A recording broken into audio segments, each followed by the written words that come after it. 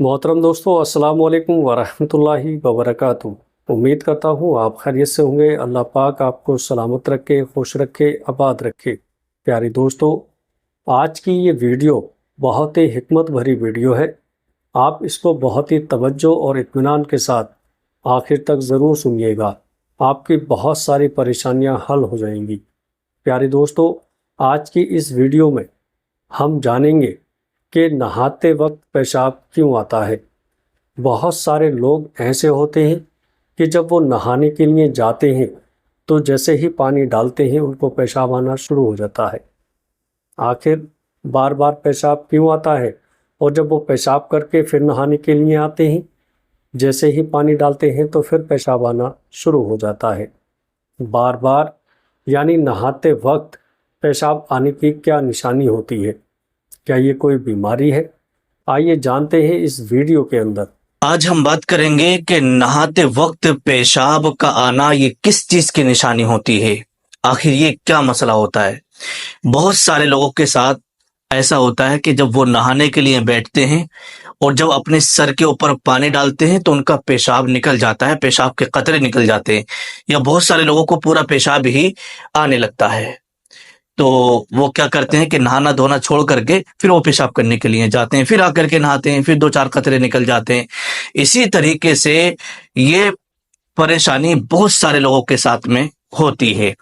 तो अगर नहाते वक्त आपको पेशाब का मसला है कि जैसे ही पानी डालते हैं और आपको पेशाब आता है, तो ये वीडियो आपके लिए बहुत ही ज्यादा जरूरी है। तो इसके अंदर मैं इसका इलाज भी बताऊंगा और इंशाल्लाह फिर कभी ये दिक्कत आपको नहीं होगी। तो देखिएगा, सबसे पहली बात मैं आपको ये बता दूं कि नहाने के दौरान जब जिस्म पर ठंडा या गर्म पानी डालते हैं तो जिस्म के पट्टे और आसाब पर ये असर डालता है और बाज लोगों का जो है ना मसाना कमजोर होता है, जिसकी वजह से पेशाब रोकने की सलाहियत कम हो जाती है और पेशाब बे इख्तियार खारिज होने लगता है। ठीक है, पानी डाला, उससे जो है पट्टों पर आसाब पर जोर पड़ा, प्रेशर पड़ा और फिर मसाने की कमजोरी, और मसाने की कमजोरी की वजह से पेशाब जो है खारिज होने लगा, निकलने लगा। तो सबसे पहला मसला ये होता है। अब यहां पर एक चीज मैं आपको और बता देता हूं। देखिएगा, जो यूनियन ब्लेडर होती है ना, जो पेशाब की थैली होती है, बहुत सारे लोगों की जो बहुत ज्यादा वीक हो जाती है, बहुत ज्यादा कमजोर हो जाती है, जिसकी वजह से पेशाब रोकना बहुत मुश्किल हो जाता है। तो उसकी वजह से भी ये मसला होता है। तो ये तिब्बी एतबार से मसाइल थे, लेकिन अब हम बाद में देखेंगे रूहानी एतबार से कि रूहानी एतबार से हमें क्या करना होगा। तो देखिएगा, ऐसे अफराद को चाहिए कि वो नहाने से पहले या तो पेशाब वगैरह से फारिग हो लें, और पेशाब करने के बाद फिर भी अगर पानी आप डाल रहे हैं फिर भी पेशाब आ रहा है, तो फिर किसी अच्छे यूरोलॉजिस्ट से आप संपर्क करें, यूरोलॉजिस्ट को दिखाएं और अपना इलाज करें। ये तिब्बी एतबार से जो बात थी वो मैंने आपको बता दी है। ठीक है, अब यहाँ पर एक चीज मैं आपको और बता देता हूँ कि हजरत हकीम लुकमान, जो बहुत बड़े हकीम जिनका जिक्र अल्लाह तबारक व तआला ने कुरान मुकद्दस के अंदर किया है, उन्होंने इसके ताल्लुक से कुछ अहम और खास बातें कही हैं। आपने इरशाद फरमाया कि पेशाब करने के फौरन बाद पानी ना पिए वरना पेशाब पीला आएगा। बहुत सारे लोगों को आपने देखा होगा कि पेशाब पीला आने लगता है। लोग सोचते हैं कि यार पता नहीं अचानक से पेशाब पीला क्यों आ रहा है। तो इसकी वजह यही है कि आप पेशाब करके आए और आपने फौरन पानी पी लिया, तो इससे पेशाब पीला आने की बीमारी लग जाती है। इसी तरीके से लिखा है, आप फरमाते हैं कि टॉयलेट करने के फौरन बाद रोटी ना खाया करो वरना बवासीर की बीमारी भी लग सकती है। और ऐसे ही आगे लिखते हैं कि नहाने के फौरन बाद आंखों में सुरमा मत लगाओ। नहाने के फौरन बाद आंखों में सुरमा नहीं लगाना चाहिए, इससे जो है आंखों की रोशनी कम हो जाती है। बहुत सारे लोग नहा के आए, बालों में तेल डाला और सुरमा भी लगा लेते हैं, तो इससे क्या है, आंखों की रोशनी कम होने लगती है। और आगे लिखते हैं कि नहाने के फौरन बाद सोया मत करो। नहाने के फौरन बाद सोया मत करो, इससे जो है दिमाग कमजोर होने का अंदेशा है, इससे दिमाग कमजोर होने का अंदेशा है। और इसी तरीके से लिखते हैं कि जमाही लेते वक्त कभी अंगड़ाई मत लेना, इससे तुम्हारी जबान को लकवा होने का भी अंदेशा है।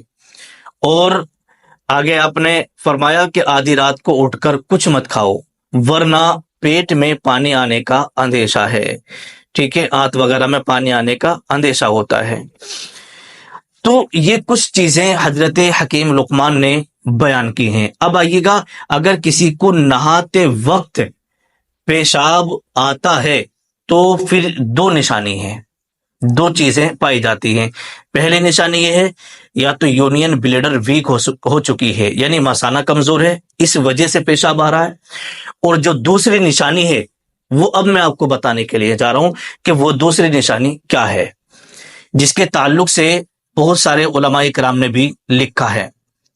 دیکھیے گا، ہمیں صرف جسمانی بیماری پر نہیں رکنا چاہیے، کیونکہ اسلام صرف ظاہری ہی نہیں بلکہ باطنی صفائی کا بھی دین ہے. اگر یہ کیفیت بار بار آپ کے سامنے آ رہی ہے، یعنی جب بھی آپ نہانے کے لیے جاتے ہیں، ہر دوسرے دن تیسرے دن یا روزانہ آپ نہاتے ہیں اور بار بار آپ کے ساتھ ایسا ہو رہا ہے کہ پانی ڈالتے کے ساتھ ہی پیشاب آ رہا ہے، تو اب میری بات کو دھیان سے سنیں. دیکھیے گا، غسل جنابت کر رہے ہوں، آپ غسل جنابت کر رہے ہوں یا نماز کے لیے بہت سارے لوگ وضو کرنے کے لیے بیٹھتے ہیں، تب بھی ان کے ساتھ میں ایسا ہوتا ہے، یا دل میں وسوسے اور بے چینی بہت زیادہ ہونے لگتی ہے. جیسے آپ نہانے کے لیے بیٹھے، دل میں گھبراہٹ، بے چینی ہے نا، پیشاب کا نکل جانا، یہ آپ کے ساتھ ہو رہا ہے. یا پھر آپ وضو کرنے کے لیے بیٹھ رہے ہیں تو دل میں بہت زیادہ وسوسے اور بے چینی آپ کے ساتھ ہو رہی ہے، تو پھر آپ ذرا سمجھ لیں یہ کس چیز کی نشانی ہے. تو دیکھیے گا، ایک روحانی اشارہ ہو سکتا ہے. کیا ہو سکتا ہے؟ ایک روحانی اشارہ ہو سکتا ہے. اب وہ روحانی اشارہ کیا ہے؟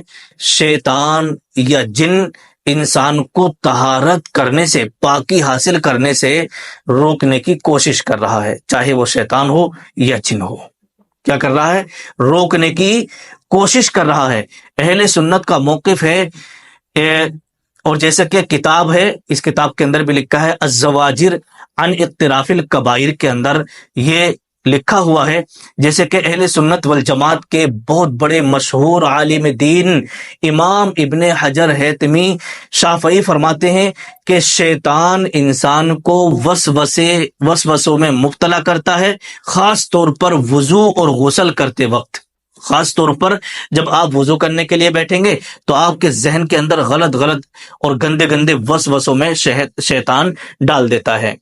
اور اسی طریقے سے جب آپ نہانے کے لیے بیٹھیں گے تو پھر شیطان آپ کو گندے وسوسے آپ کے ذہن کے اندر ڈالتا ہے تاکہ وہ عبادت سے دور رہے. الزواجر عن اقتراف الکبائر کے اندر یہ لکھا ہوا ہے. اور بھی اس کے علاوہ بہت سارے فقہاء کرام نے، بہت سارے علماء کرام نے اس کے حوالے سے لکھا ہے کہ جب شیطان انسان کو وسوسے اور طہارت کے معاملے میں شک میں ڈالے، جیسے مان لیجیے گا آپ وضو کرنے کے لیے بیٹھے اور آپ نے ہاتھوں میں پانی ڈالا تھا کہ آپ کو ایسا لگا کہ یار پیشاب کا قطرہ نکل گیا، تو آپ شک میں پڑ گئے. آپ نے دیکھا رومالی وغیرہ چیک کی تو آپ کو لگا کہ یار ہے تو کچھ نہیں، پھر آپ کو شک پیدا ہو گیا، تو آپ کا دل کرے گا چلو یار نماز نہیں پڑھ رہے. ایک دن آپ کو شک ہوگا، 2 دن شک ہوگا، 3 دن شک ہوگا. تو اس طریقے سے پیشاب کے قطرے آتے ہیں بہت سارے لوگوں کو. جب انہیں زیادہ شک ہونے لگتا ہے نا تو وہ سوچتے ہیں کہ چلو یار ہمیں یہ بیماری ہو گئی ہے، اب ہم نماز نہیں پڑھیں گے، جب یہ بیماری ٹھیک ہو جائے گی اس کے بعد ہم نماز پڑھنے کے لیے جائیں گے. میرے عزیز ایسا مت کرنا، علاج کریں. ٹھیک ہے، اور اگر آپ کی ایسی حالت بھی ہے تو آپ وضو کر کے نماز پڑھنے کی شریعت آپ کو اجازت دیتی ہے اتنی دیر کے لیے. ٹھیک ہے، تو آپ شیطان کے وسوسوں میں آ کر کے، جنات کے بہکاوے میں آ کر کے آپ کو نماز نہیں چھوڑنا ہے، ناپاک نہیں رہنا ہے، بلکہ پاکی حاصل کرنا ہے اچھے طریقے سے. تو آگے لکھا ہے اس کا علاج کہ ہر غسل اور وضو سے پہلے آپ کو کرنا کیا ہے. اب میں آپ کو اس کا علاج بتا رہا ہوں جو علماء کرام نے اپنی کتابوں میں لکھا ہے. جب بھی آپ غسل کرنے کے لیے جائیں تو اس سے پہلے غسل خانے سے باہر ہی آپ کو 3 مرتبہ سورہ ناس پڑھ لینا ہے، اور اس کے بعد آیت الکرسی پڑھ لینا ہے، اور اس کے بعد آپ کو جو ہے یہ چاروں کل، ٹھیک ہے، چاروں کل پڑھ کر کے اپنے اوپر دم کر لینا ہے. بس اس کے لیے آپ اس کے بعد نہانے کے لیے چلے جائیں. پھر آپ کو کیا کرنا ہے، ہر جمعہ اور پیر کو جو ہے پانی آیت الکرسی کا یا سورہ بقرہ کا پانی دم کرا کر رکھ لیں، ہر پیر اور جمعرات کو اس پانی کو آپ دم کرائیں اور روزانہ اس کو پیتے رہیں، یہ اس کا علاج ہے۔ اور درود شریف 11 مرتبہ شروع میں اور درود شریف 11 مرتبہ لاسٹ میں آپ کو پڑھنا ہے۔ رات کو سونے سے پہلے سورہ فاتحہ، سورہ اخلاص، سورہ فلق، سورہ ناس اور آیت الکرسی کا روزانہ آپ کو ورد کرنا ہے، تو شیطانی وسوسوں اور جنات کے اثرات سے انشاءاللہ آپ بچے رہیں گے، اور سر پر پانی ڈال کر کے جو پیشاب آ رہا ہے اس سے بھی انشاءاللہ آپ کو نجات مل جائے گی۔ سب سے پہلی بات، طبی اعتبار سے اگر کمزوری ہے مثانے کی تو علاج کرائیے گا، اور روحانی اعتبار سے اگر شیطان آپ کو وسوسوں میں ڈال رہا ہے، یہ جنات کے اثرات ہو رہے ہیں، تو پھر آپ یہ روحانی علاج کریے گا۔ نہانے سے پہلے سورہ فلق، سورہ ناس، آیت الکرسی پڑھ کر کے آپ جائیے گا نہانے، وضو سے پہلے بھی پڑھیے گا۔ اسی طریقے سے جب آپ رات کو سونے کے لیے چلیں تو یہ ساری چیزیں پڑھ کر کے سوئیں، انشاءاللہ شیطان اور جنات آپ سے دور رہیں گے، پھر آپ کے اوپر حملہ آور نہیں ہوں گے۔ اس ویڈیو کو آپ آگے بھی شیئر کریں تاکہ دوسرے لوگوں تک زیادہ سے زیادہ پہنچے اور وہ شیطانی وسوسوں سے دور رہیں اور عبادتیں اور نمازوں میں وہ لگے رہیں، عبادت سے دور نہ ہوں۔